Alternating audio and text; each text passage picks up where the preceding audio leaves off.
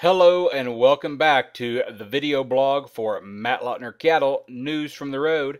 I'm your host, Kevin Mears of Stock Options Marketing. Thanks for stopping back. We're going to jump right into a phone call to Matt to find out some of what he's doing on the road. Matt, how are you? Very good, Kevin Mears. How you doing? Tell me all the things that you're doing. Well, I tell you, we just got into a hotel here at Fort Collins, Colorado. Had a very successful day as far as we made it up to Paul Miller's in Torrington, Wyoming. He's the breeder of the bull Torrington, Japanese bull that me and Paul are promoting together this year. After we went to Paul, we wound up to Lusk, Wyoming, to Greg Ash's place, who runs all of Ken Fry's cows. And Ken had an outstanding set of calves, including a couple of monopolies that are as good as we've seen up to this point. His calves are just a little bit younger, but he bred close to 100 child monopoly last spring, and just like Bert Schuler from Kansas, those calves look outstanding, maybe as good as they've ever had. Exciting. What else did you see as far as calves that impressed you out of your bulls? Paul Miller had a Monopoly Money times Harry Bear Heat Wave flush. It was a White Sox Harry Bear Heat Wave heifer they showed a couple years ago. She was very successful. And that maiden cross with Monopoly Money hit it out of the park. Paul pressed me a bull today at 15,000 for half interest in Monopoly Money Harry Bear. And we're strongly considering investing in him. I guess time will tell. Hey, last night you did something that absolutely blew my mind, that you would have almost if not over 100 people online on a chat on a Saturday night. Tell our listeners and our viewers about that. The online chat went really well. That's as many people as we ever had on an online chat before, and to ask them to take time out of their Saturday night to go ahead and be involved with it, we couldn't be more happy with that turnout. We answered a lot of questions and had some texted in information from Sure Champ and also Tracy Coughlin with Honor Show Chow and Land O'Lakes Purina Feed Smith Basin that we put out there. And we plan on having more in the future. I think the next one that we're planning on having this coming Friday, we're going to be at the Virginia Beef Expo, and Scott Shelby, along with local talent at the Virginia Beef Expo, are going to be performing live for an hour and a half. Prior to the start of that, 5:30 Eastern time, we're going to have a half-hour chat, kind of recapping the day's events at the Virginia Beef Expo out there. Well, now you mentioned Scott Shelby, who's been on the road with you now for a week or two. How are folks responding to your singing, semen, slinging salesperson riding along with you? Well, I'm glad you asked that question, Kevin Mears. As a matter of fact, Scott just got back from the gas station, and he wants to talk with you a little bit about that and also a few other things. So here's Scott. Hey, Scott, how are you? Good, how are you, sir? Not too bad. Is Matt wearing you out? Is he keeping you hydrated on the road? Because we don't want to be worried about you. Well, I drink a lot of green tea. It has a little bit of caffeine, and it has the good qualities of pure H2O. Well, how you get along out there on the road? How's people taking to you? Sometimes it seems like maybe people don't know what to think about the country music singer slash vet student slash student dealer slash cattleman. I think at the end of each individual farm visit that we walk away with an appreciation for each other, and maybe even a friendship in there. Well, Scott, one thing that's really intrigued me that I've caught my eye on the blog is how fancy these bodacious calves look.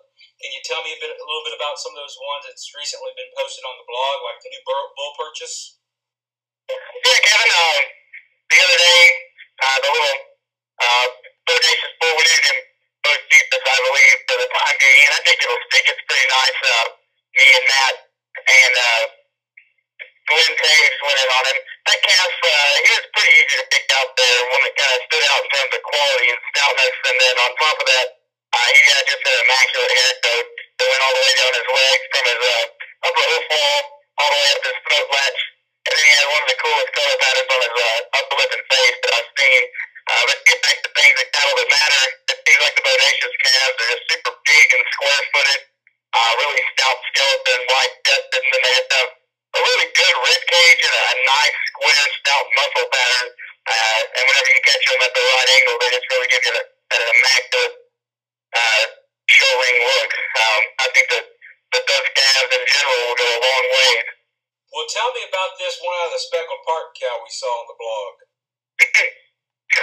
Well, the Speckled Park, the bodacious heifer out of the Speckled Park cow it was a shocker to me and Matt, and even the breeder himself. Bodacious's ability to be used on flatter muscled, narrower made, frailer and narrower made cows that are a little bit cleaner fronted, maybe just more refined in general, and his ability to throw this extra stout, extra big bodied and fuzzy heifers and steers like that. That particular one was a heifer, but she's a good feeding, good design, kind of a cow changer and breed changer, especially if she gets in that Speckled Park deal, she can play ball with the best of them. They said that was a sale barn cow, is that correct? Yes, that was a sale barn cow, and that goes to show that Bodacious doesn't need any help from the cow to add power and stoutness in his calf crop. Now, Scott, kind of tell me this: if I'm thinking about using Bodacious, maybe is there a certain type or kind of cow, or a certain lineage or parentage or pedigree that you're seeing works better than others on Bodacious? Yeah, Kevin, I think that what we've seen that seems to work really well is taking Bodacious and breeding him to a little more refined, feminine type cow to give them a little bit of extra punch in terms of skeletal width, bone, and stoutness. I think he works really well with that. Back to that bull calf that we purchased and a couple other ones that we've seen, it seems like Bodacious has a good ability to complement Meyer granddaughters and Meyer lineage type cattle. Hey, Matt, last week we shared that people need to be making sure to get their orders in on Monopoly, too. I'm betting he's probably still our top seller for the week. How does it look like the inventory and the semen bank's going to hold out on him? Well, Kevin, whenever you made that statement last week, you were true and predicted that those semen supplies would soon run out. I guess in the last 7 days, Monopoly 2 has sold as much semen as we have ever sold on any bull ever, 7-day period. Therefore, his semen price has gone up just a notch, and hope to keep it at that price, but there's no guarantees. I mean, if we run out, we have to find ways to match the supply with the demand, I guess, and we sure encourage people to try out bulls such as Monopoly Money, King of the Mountain, Ohio Senator, and others that we have that are readily available at $25 a straw. But that Monopoly 2, he's getting the job done. And so do you think Monopoly Money would be the next logical choice if a person wanted to save a few dollars and switch from using Monopoly or Monopoly 2?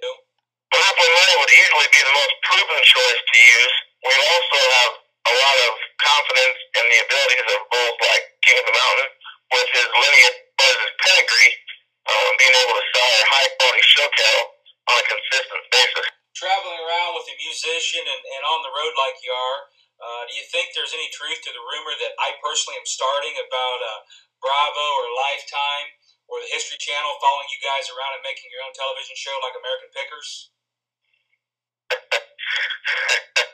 Well, I tell you, Kevin,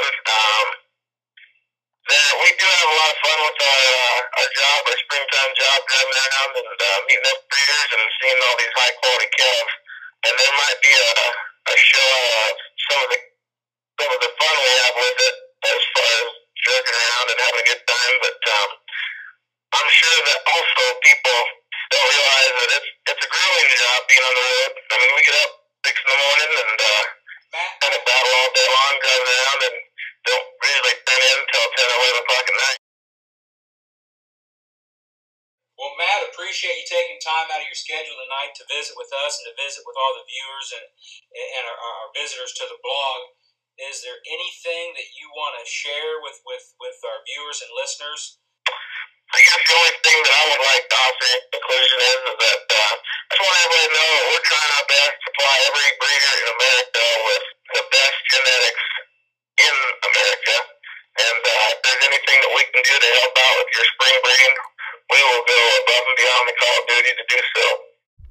That's all for this week. Until next time, we'll see you on the road.